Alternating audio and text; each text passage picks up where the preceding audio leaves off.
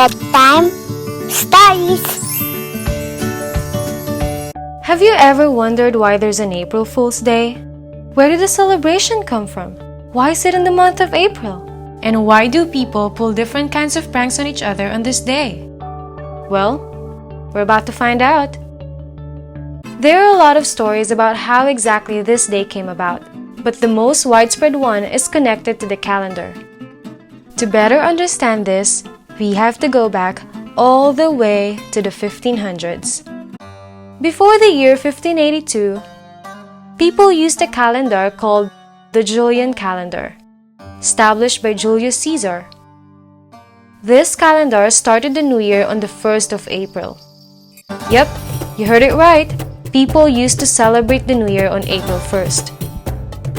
In the same year 1582, in France, Pope Gregory XIII introduced a new calendar, which is called the Gregorian calendar. Gregorian calendar started the new year on the 1st of January. Back then, information took a really long time to spread since there were no mailing system, internet, phones, or technology. Because of this, a lot of people didn't hear about the change in calendar until years later.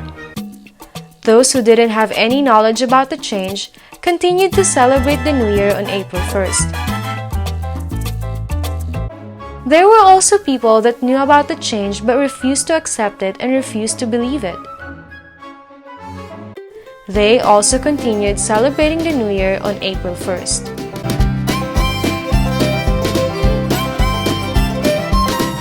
Meanwhile, the people who fully accepted the change started making fun of these non-believers and the people who didn't know about it at all.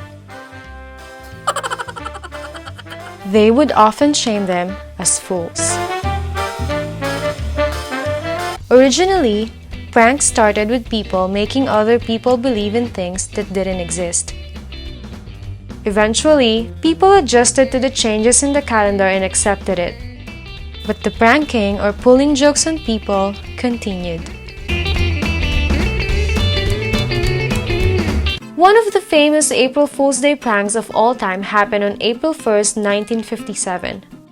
A news broadcaster told his audience on television that there's a Swiss region that had an exceptionally heavy spaghetti crop that year. The audience saw a camera footage of people picking spaghetti off of trees and bushes.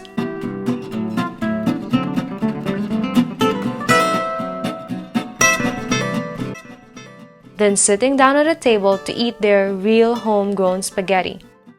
Of course, people were very upset about this when they found out that was only a prank. But other viewers reportedly asked how they could grow their own spaghetti at home. Another famous prank in history took place in January of 1749. London newspapers advertised that in an upcoming show, a man would squeeze his entire body into a wine bottle and then sing while inside of it. The ad promised that, during his stay in the bottle, any person may handle it. The ad promised that the show would feature other tricks as well, including communicating with the dead. Legend has it that the ad was the result of a bet between the Duke of Portland and the Earl of Chesterfield. Reportedly, the Duke bet that he could advertise something impossible and still find fools enough in London to fill a playhouse and pay handsomely for the privilege of being there. And apparently, he was right. The night of the show, every seat in the house was filled, but no performer ever showed up. Realizing they had been duped, the audience rioted. As time goes by, April 1st became a day where people are allowed to pull pranks on others. It became the way of celebrating it. People often play tricks on their friends or on their loved ones. The pranking usually ends with the prankster saying, "April Fools!" But always remember, pranks should be for harmless fun.